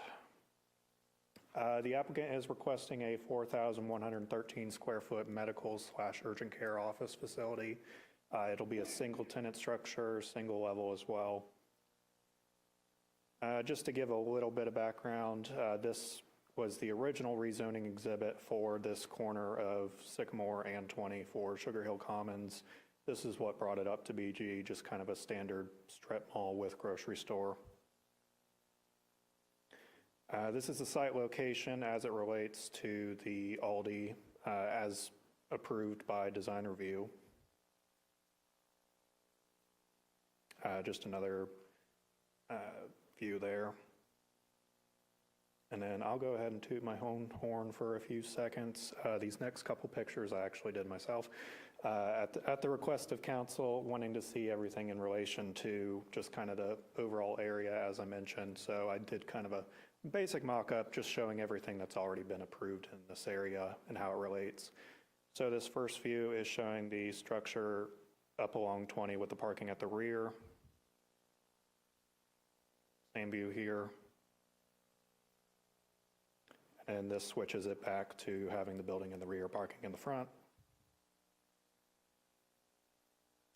And then just a side-by-side as you're going down 20, kind of a bird's eye view. So Exhibit 1, this is the staff preferred layout with the building up at the front, parking in the rear. This is some sample elevations of the building. There are a number of variances that I'll be getting to in just a moment. This is the kind of proposed building as it is right now, whether that be in the front or in the back. It'll be a high visibility location either way. And this is Exhibit 3, the applicant's preferred site plan with the building at the rear, parking in the front. Now, as far as the variances go, there are a number of variances. Number one, they are requesting to remove the requirement of 1 tree per 10 interior parking spaces. There was a question from Councilman Perkle, I believe, about why they couldn't meet that. There's physically no space on that property, and I would also like to add that the surrounding development does have trees going entirely around the property as well, so there won't be any shortage of trees. One of our conditions, we are recommending that they beef up some of their landscaping in lieu of that tree requirement. The second variance applicable to either site plan is going to be the 0 to 12 foot setback from the right-of-way within the Central Business District. There is a power easement that encroaches approximately 15 feet into the property, making that physically impossible to meet. So either way, they'll need a variance to either be 0 to 12 feet off having the building at the front or greater than that, building at the rear. Exhibit 3, they will also need a variance to remove the required rear parking within the Central Business District. And then there are a number of architectural variances. Awnings currently on this structure are exceeding 8 feet in length and 42 inches in projection. We have been talking with the applicant. I believe they may revise that. I'm sure they can probably speak to that better right now than I can. They are lacking the front and rear entrances required by the Central Business District. Glazing, we have worked with the applicant. The standard requires 50% of the street-facing facade to be glazing windows. We have amended some of our conditions to reflect a 40% and a 20% on the side. 40% on the street-facing sides, 20% on the non-street-facing sides. which should alleviate some concerns that the applicant had about meeting energy code requirements. And then with Exhibit 3, the parking in the front, the dumpster would also be located in the front, so they would need a variance for that as well. So staff is recommending approval of the site plan and conditions with the following conditions. Condition 1, site plan shall be substantial conformance to Exhibits 1 through 2. That's the front forward building. Building setback shall be between 0 and 12 feet off the utility easement. In lieu of the requirement for 1 tree per 10 spaces, we're asking to increase the landscape strips within the property, subject to review by our department. A minimum of 40% of the facade facing Highway 20 shall be transparent through windows and doors, and then 20% on the west and east elevations, as I mentioned. All awnings and canopies shall be approved as shown on Exhibit 2. Any outdoor utility structures shall be screened from public view. Ornamental streetlights will be approved by, or as approved by Georgia DOT for Highway 20 shall be installed. I believe the wiring is already there as part of the Sycamore Square project. They just need to put those lights in. Same with condition number 8. Sidewalk's already there. We're just going to make sure it stays what it needs to be. And then number 9 regards the fuel tanks underneath the property that have not been removed yet. We're going to make sure that the applicant removes those in a timely manner, just to make sure there's no environmental future concerns. And then I believe that is it, if y'all have any questions. All right, thank you for the presentation. Any questions? Yes, Mr. Anderson. Logan, if the building is towards the back of the property instead of the front, do they still need the variance number 4? Would that still apply, or would the front meet the facade? I don't want to, if that's the direction that council chooses to go, I don't want to give a variance that would reduce the glazing on that, in that scenario. I believe some of their facades may need a little bit of tweaking regardless. If council does decide to go the direction of building to the rear? Building to the rear, I would recommend 50%. So just so I'm clear, on condition 4, it should match what we have in our EPAC, which is a minimum of 50% of the facade facing Highway 20 shall be transparent. A minimum of 50% of the facade facing the proposed parking shall be transparent. Is that? I'm just looking at the EPAC here from 11/26. This is what I have. That might be a touch outdated. I know that we went back and forth with that condition. So okay, well, that's fine. What I would suggest to council is let's wait until the public hearing is through, and then when we take the temperature of council, maybe we clarify what the desire is and tweak that as necessary to match what the desire of council is. Yep. Is what I would suggest. Yep. That's all I have, Mayor. All right, any other? Yes, Mr. Page. Where are we at currently when we're talking about percentages of glazing? Are we at 40 and 20, or are we at 45? Do you know those percentages offhand of each facade? Off the top of my head, I do not remember, Okay. but I'm sure the applicant probably has those numbers. So. Okay, yeah, that'd be helpful. Thank you. All right, thank you, Mr. Page. Anybody? Yes, Mr. Perkle. Just one clarification, Mayor. I was not arguing that they need to enforce the 1 tree on this. I was saying it's only 1 tree based on the requirements, and we should just eliminate that requirement altogether without requiring additional plantings in lieu of 1 tree. Okay, thank you, Mr. Perkle. Any other questions or comments before I open up the public hearing? Okay, we will move on to the public hearing, just like the last one. We'll do the first 10 minutes for those wishing to speak in support, and then 10 minutes also for those that wish to speak in opposition or express concern about the project. Okay. And if you could, just give your name and address for the record, please. Okay. My name is Frank Pittman. I'm with Pittman & Greer Engineering and at 1050 Barber Creek Drive in Watkinsville. I'm here representing the property owner who, as staff mentioned, is excited to be coming to Sugar Hill to build a new medical facility. As was explained to you guys, we presented two options of site plans. The preferred site plan for my client would be what is shown as Exhibit 3, which places the building in the back of the property with the parking out front. There are a few reasons for that. One being, I think as you guys kind of discussed last week, this is a medical facility. There's not going to be a lot of pedestrian activity to the building like it would if it was a retail center. There are some concerns about safety with the medical building right up on the street. There are concerns about future roadway expansion, future expansion of power lines. There wouldn't be any room to give any future right-of-way or easement for that. The other big reason is, well, there's a couple of reasons.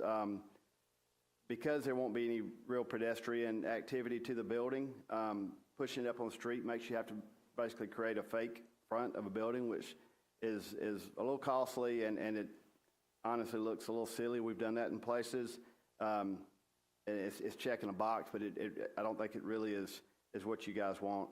Also, the access to the property is through the adjacent development. When that was approved, it basically took away the access for this property from the highway and put the access in the hands of the adjacent developer. There's an existing curb cut that was already put in as that entrance into that development was created. It puts the entrance into this property at the front. The platted easement is to the front of this property. Asking us to move that access to the back means that we're kind of at the hands of a different property owner that honestly doesn't get along with my client because he wanted to buy the property. My client had ambitions to build this facility and wasn't willing to sell. So we'd be kind of stuck with somebody else controlling our access that they don't have to give. So we would ask that you approve Exhibit 3 along with the architectural elevations on Exhibit 2. Approving that, we would ask that the condition number 2 be expanded because we would not be able to be within 12 feet of the utility easement.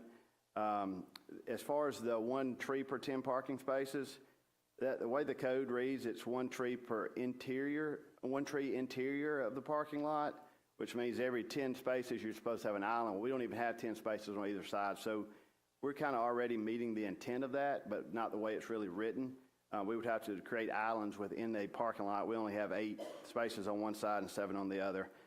We're happy to add more trees. We just don't want to have to create another island and lose more parking within a small parking lot. The building elevations and variances there, it's my understanding that the architect and staff have been discussing that. It is my understanding that the 40%, 20% would need to be required for this, whether it's in the front or the back, and those are to meet energy standards. And I can't speak a whole lot on that. I'm not the architect, but from my conversation with him, that is my understanding. The awnings, it sounds like they're able to meet requirements that staff has implemented. The other conditions we're okay with. I would like to kind of point out one more thing as it relates to the different options. One staff comment says that Exhibit 3 promotes a strip mall-like style of development. I just want to reiterate, this is not a multi-tenant building. This is a one-tenant medical building. So it's a nice-looking building. It's not a strip mall. I'm here to really answer any questions you guys may have. Other than that, we'd ask for y'all's approval, specifically with Exhibit 3. Thank you. All right, hold on. Any questions of the applicant? Yes, Mr. Page. Mr. Pittman, I think you kind of answered the glazing question. Are we currently at the 40-20 right now, or is that we're still working towards that? I think that the drawings that were submitted do not meet the 40-20. From the architect going back and forth with staff, and they may can answer this better than me because I was not part of those conversations. What I was told today from the architect was that they had come to an agreement with staff to meet a 40-20, and that would meet the energy code that they needed to meet, and that's what they felt like staff was agreeable to. So I think it probably still needs that variance to get to 40-20, but they need that to meet energy code. Okay, thank you. All right, thank you, Mr. Page. Anybody else have a question? All right, how much time is left in this category, Mr. Hartley? All right, we have 5 minutes and 36 seconds. Anybody else wish to take advantage? Yes, sir, Mr. Thompson. Thank you, Mr. Mayor. Nick Thompson, 117 Timberlost Trail in Swanee. The reason I'm speaking in support of this item is my wife and I own a property that is about 80 yards north of this property. On your E-Pack, it's shown as the blue O&I zone parcel. And spoke with Mr. Pittman, super smart guy, obviously a quality engineer.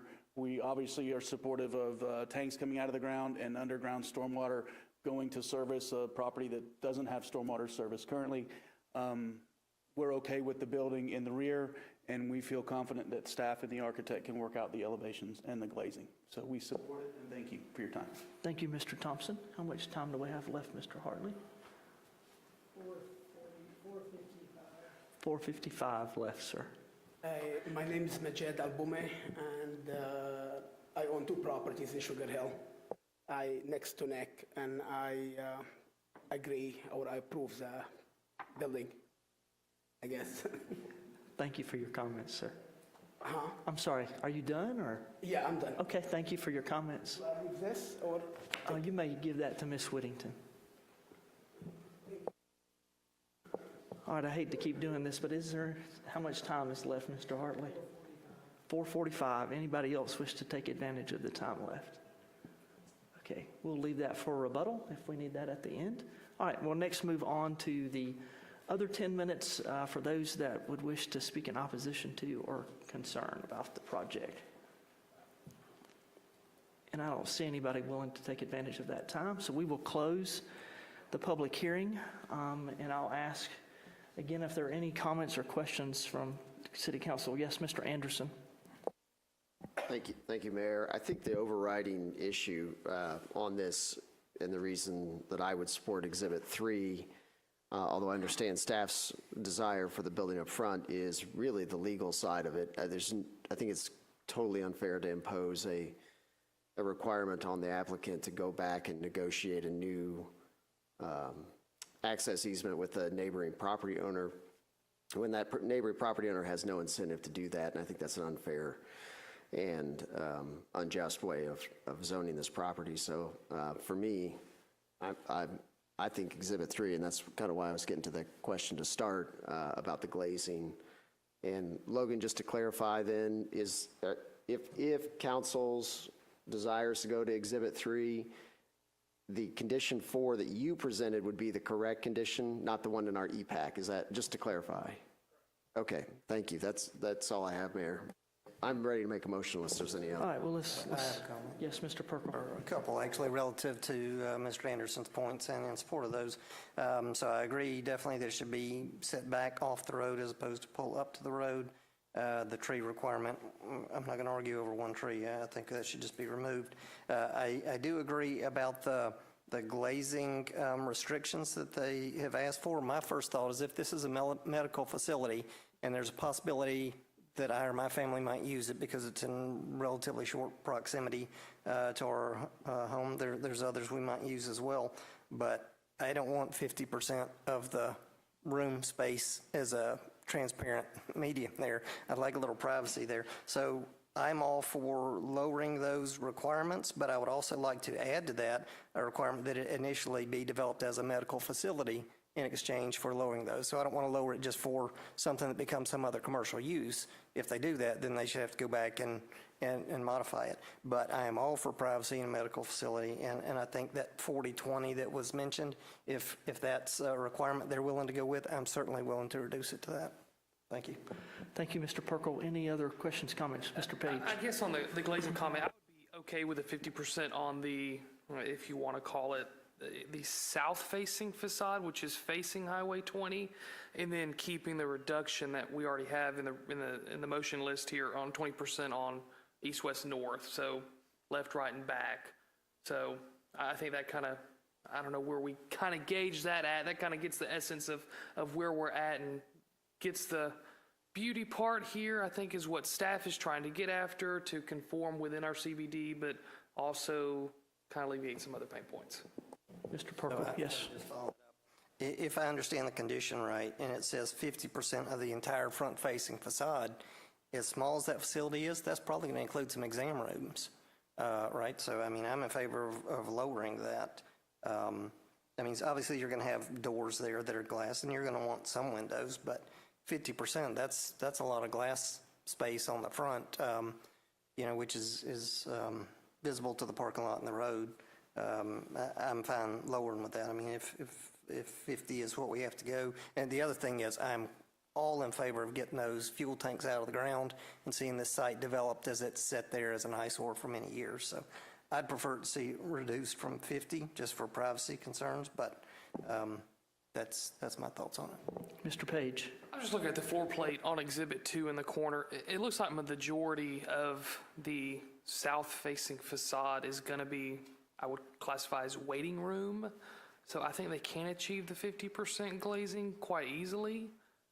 Yeah, can we add? Absolutely. Yes, please, if the applicant could maybe come forward and just help us out here a little bit. Yeah, it's my understanding from the architect that 50% would not meet energy code, and that they could meet that with 40%. And I think the discussion had been meeting 40% along the front and 20% on the other three sides.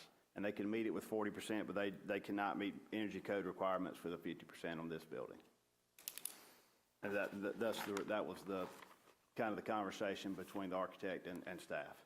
And that's why they kind of came to an agreement of 40. All right, thank you, sir. Thank you. Mr. Page? Yeah, no, I appreciate that. I'm not an engineer by trade. I just think looking at the 50%, I understand why that condition is in there. I think it's a beauty element. And then conceding, I would be, like I said, the 20% on all the other three facades. I'm not sure if that would reach energy requirements or anything like that, so. It's my understanding that it would not. Okay. Without getting to 40 across the front. That's my understanding. Okay, thank you. All right, any other questions or comments? Does somebody know what kind of motion needs to be made based on this great discussion? Okay. All right. I'll make a motion to approve CBD Design Review 24-004 with the presented conditions with I think it's two modifications. For condition 1, final building design, site layout, and use shall substantially, would that satisfy you, Mr. Perkle? You says, okay. Final building design and site layout shall substantially the attached exhibits 1 through 2, and use shall be limited to a medical facility. Does that work?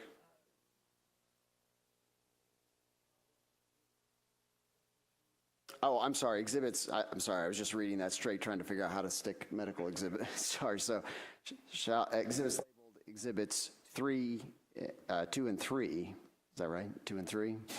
Okay. Exhibits 2 and 3, and the use shall be limited to a medical facility. And then eliminate, was it item, hang on one second, I'm sorry, item 3, or condition 3, was that it, Mr. Perkle? That was about the tree buffer, but unless I misunderstood your motion, you already said 2 and 3. Maybe that should have been 2 and 4, eliminating 3, unless I didn't follow accurately. I'm sorry, it was condition 3, which was in lieu of the requirement for 1 tree per 10 parking spaces. Right, that condition 3. Yep.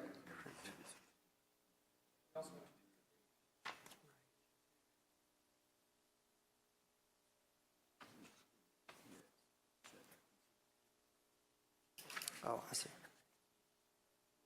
I'm with you. Logan, can you give me some assistance here with condition number 2 regarding the building setback line shall be between 0 and 12 feet off the utility easement along Highway 20? Does that matter if we're conditioning it to exhibit 2 and 3? Or should I just eliminate that? Okay. All right. Sorry, Jane. I know this is causing you the biggest headache. That's why I'm going to ask you to repeat that again. Yeah, I will do my best here. All right. I'm going to make a motion to approve CBD Design Review 24-004 with the proposed conditions with the following modifications. Condition number 1, Final building design and site layout shall substantially resemble the attached exhibits labeled Exhibits 2 through 3. The use shall be limited to a medical use facility. Eliminate condition number 2, the building setback line shall be between 0 and 12 feet off the utility easement along Highway 20.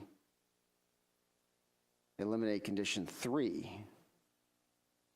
Condition 4 shall be as Logan presented, because I don't have that condition in my EPAC, it'll be the 40-20 glazing. And otherwise, all the rest of the conditions shall remain. All right, I have a motion. Mr. Hartley, Ms. Whittington. Was that clear? Jane, are you good? I have a motion from Mr. Anderson. Is there a second? Second. Second from Mr. Perkel. Any discussion before I call the vote?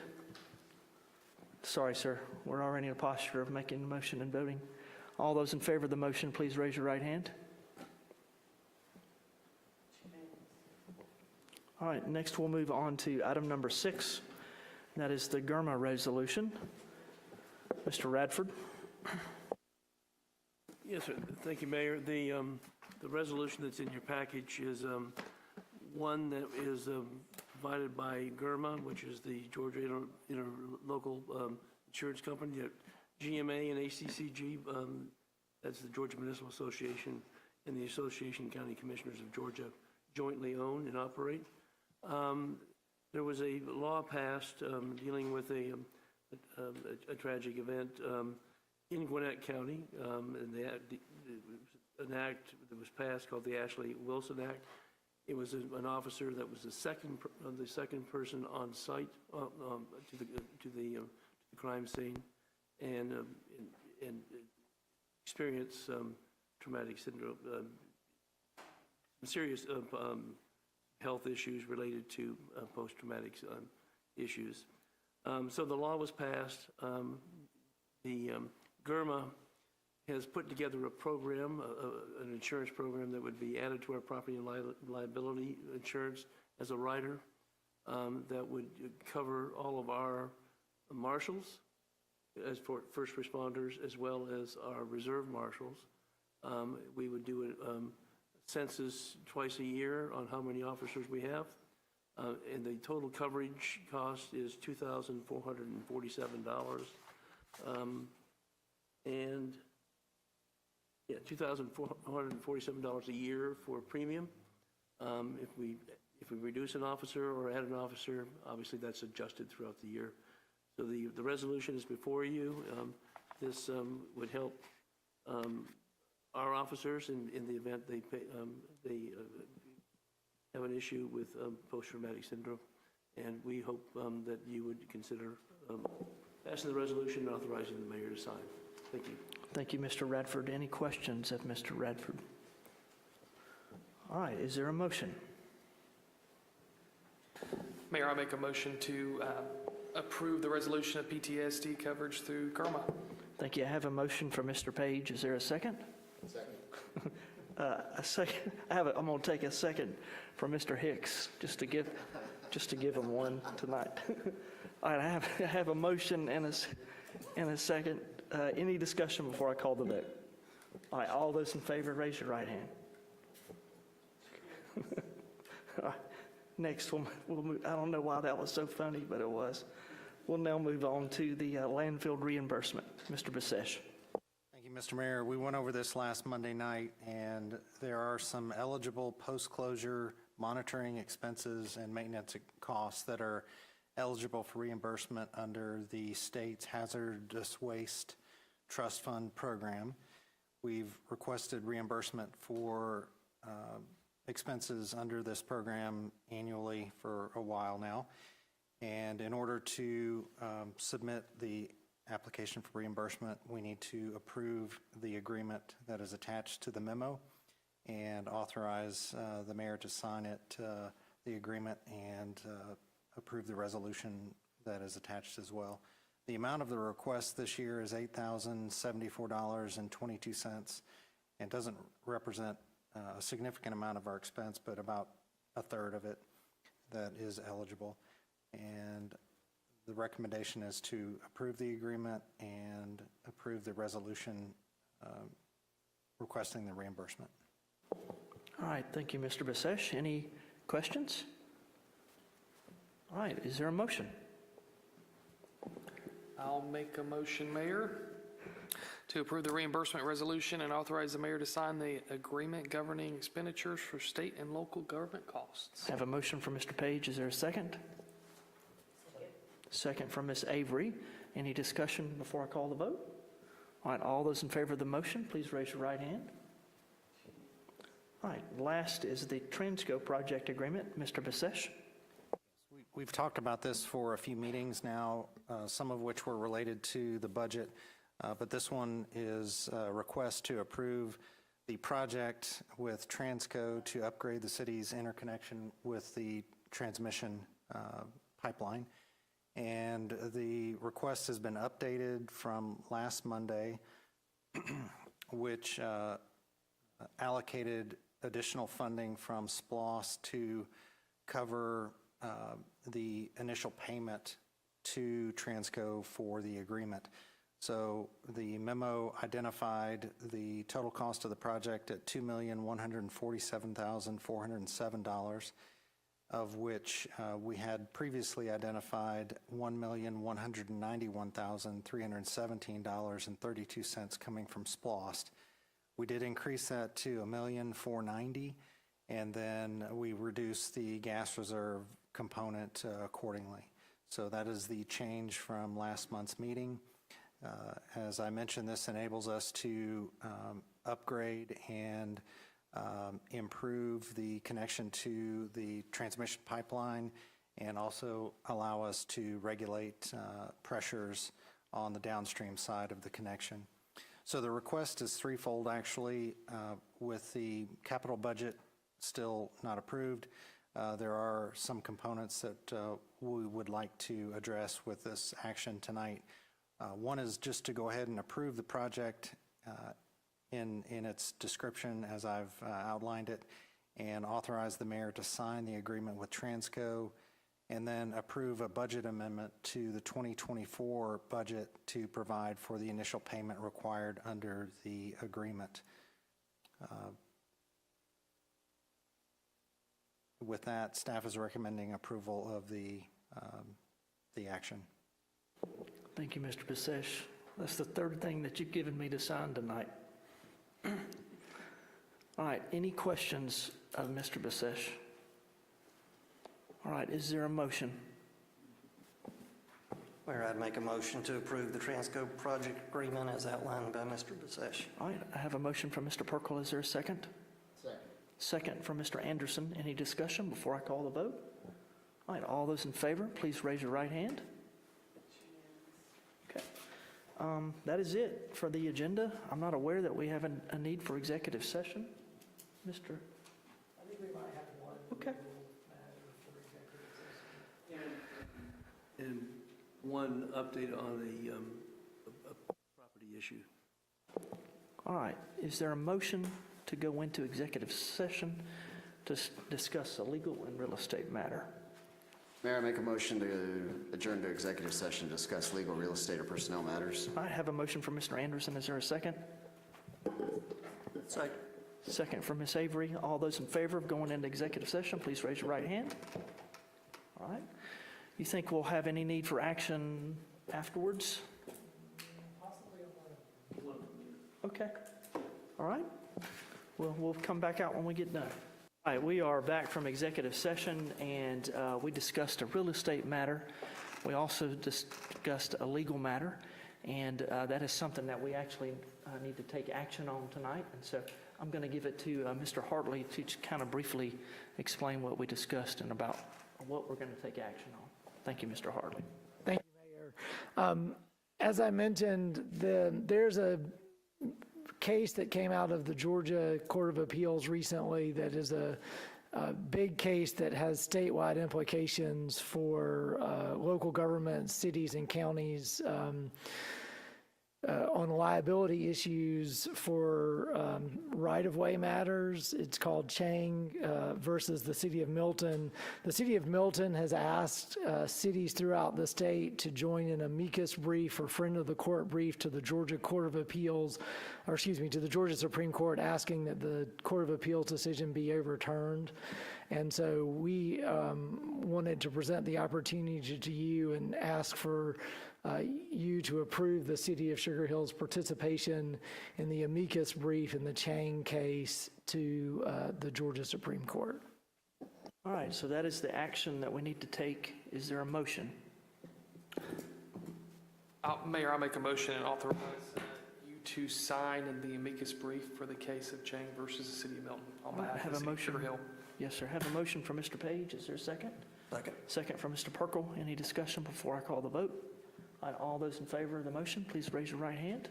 All right, and that is all the activity that we need to handle tonight. Is there a motion to adjourn our December City Council meeting?